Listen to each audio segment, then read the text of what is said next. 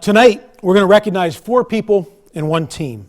Each has a unique story, and each have contributed to our game in their own special way. I'd like to start with longtime Mid-America Nazarene coach Rocky Lamar. Before this season, Coach Lamar announced that he would retire at the end of this season, and today he is now officially retired. I'd like to take a moment to recognize his remarkable career.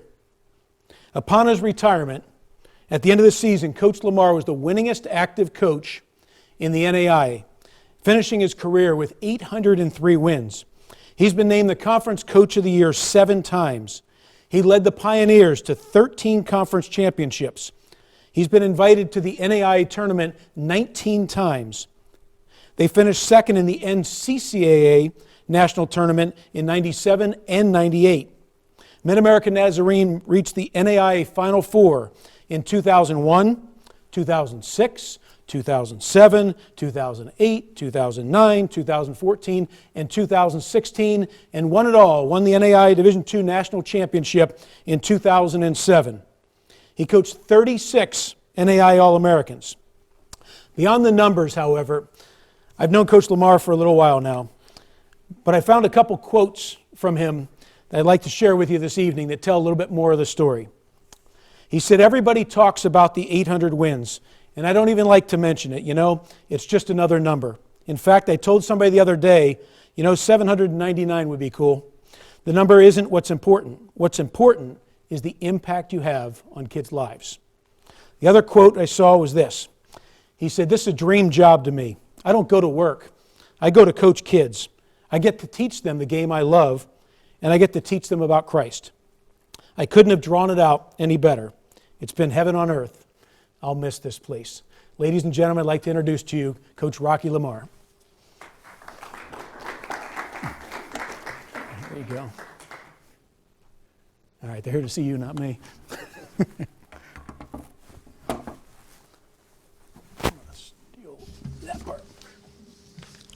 First of all, thank you, John, for that wonderful introduction and for small college basketball and what it means to all of us. And when John called me and told me I needed to speak, I said, "What in the world? I just as soon not talk about myself. It's tough for me to do. How can I talk about a career that has felt like the time of my life? I fell in love with basketball when I was in the 8th grade. I had a coach, Coach Bill Fleming, who taught me how to play and eventually how to coach. I was lucky enough to get a scholarship to play basketball at MANC. That's what it was called back in the day. I had a coach at MNU named Ron Hill who gave me all kinds of freedom and let me play without worrying about mistakes, kind of the way I hope that my kids play. I will be forever grateful to him that he showed me how you could be a great player and still serve Christ. Mank was not a successful basketball program when I moved to Olathe to attend college as a player. We were only a little bit above 500 the 2.5 years that I was there, so I didn't make them a ton better. The most important thing that happened to me as a student at Mid-America Nazarene College was I found the love of my life, Rhonda Joanne Stark, who has been the greatest assistant coach, wife, and mother a man could ever hope to have. Our marriage was blessed with a son, Chaz, a daughter, Sarah.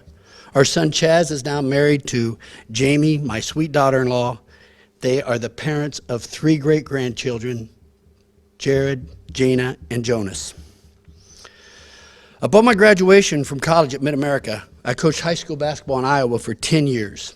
I am very grateful to former MNU president, Dr. Don Owens, who took a chance on hiring me, a high school coach who honestly had no desire to coach on the collegiate level.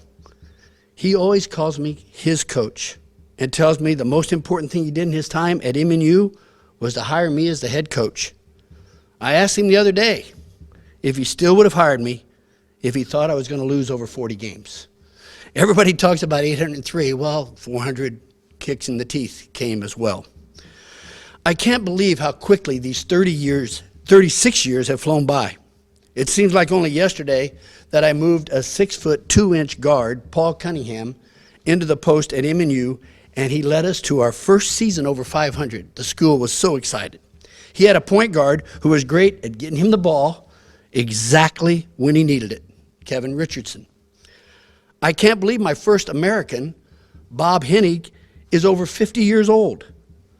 We only had him one season, but he helped us to win our first conference title and our first venture into the postseason. That is also the year that Bill Elliott came to MNU and made it cool for Olathe and local players to go to school there. Bill set the national record for threes made in his career.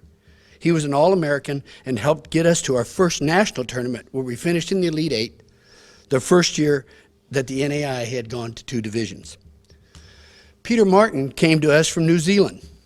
He was on that 1991-92 team, and John mentioned earlier about Trevor being at the Portsmouth Invitational.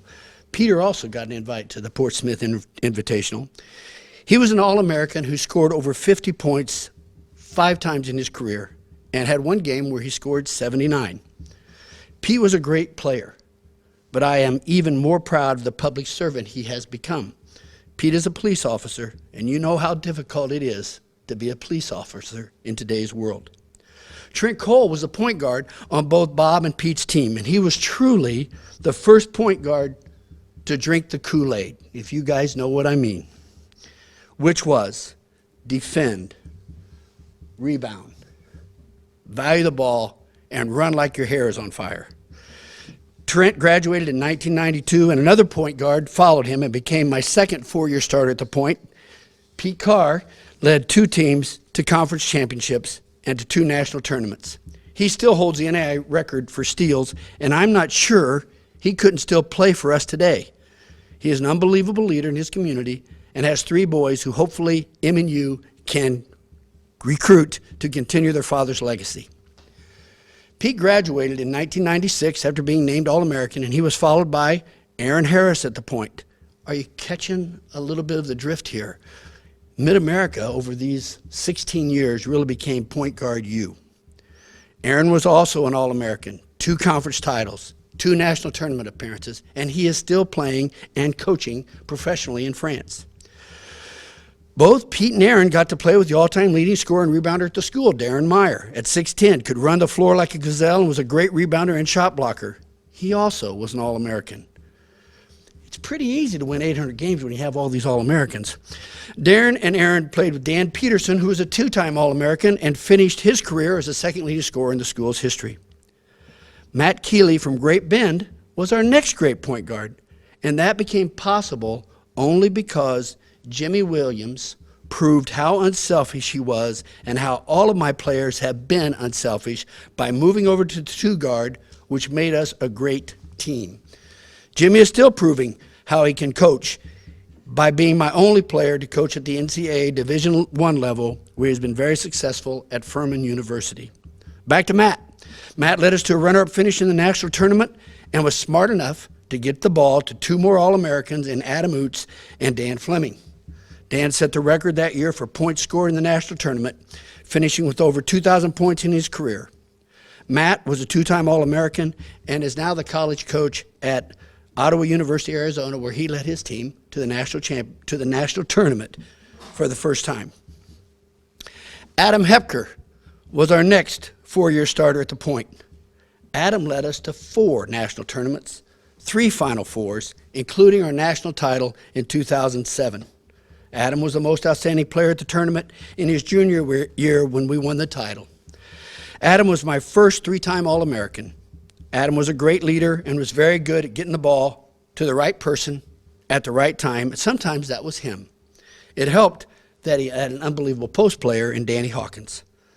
Danny led us to 4 Final Fours and was a sophomore when we won the title in 2007.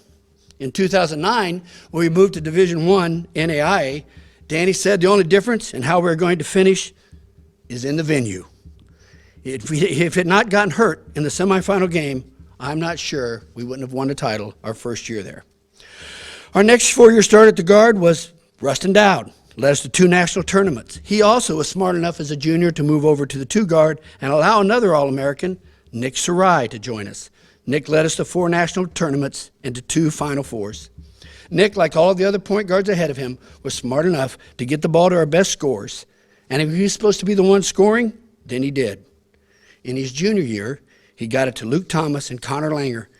In his senior year, he got it to Justin Randall and Jonas Page. Nick was a two-time All-American. Luke Thomas was an All-American who got almost 500 rebounds in his senior year alone. Justin Randall was a two-time All-American as well. Finally, Trey Brown was our last point guard to get us to the national tournament, but COVID stopped that run in 2020. I was blessed over the years to have great assistant coaches who were great at getting the best out of kids while remaining in the shadows. None of them cared about getting the credit for anything we did. All they wanted to do was help me to grow great Christian young men who happened to be very good players. Don Bell was the first assistant. He helped me make the transition from high school coaching to college coaching. Steve Peterson is one of the most amazing Christians I've ever met. Steve was the head coach at MNU before I got the job. He came on board right when Darren arrived, and we never won less than 20 the entire time he coached with me. My high school coach, Bill Fleming, started breaking down tape for us at the national tournament in 2000 and continued in that role until I hired him full-time in 2005.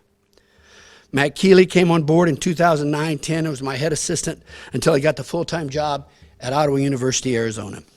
In 2017, Matt was with me in the Final Four runs of 2013-14, 2015-16. He understood MNU basketball and how serving Christ was much more important than winning games. Nate Lannis followed in Matt's footsteps and was with us until this year and helped us to get to the tournament in 2020.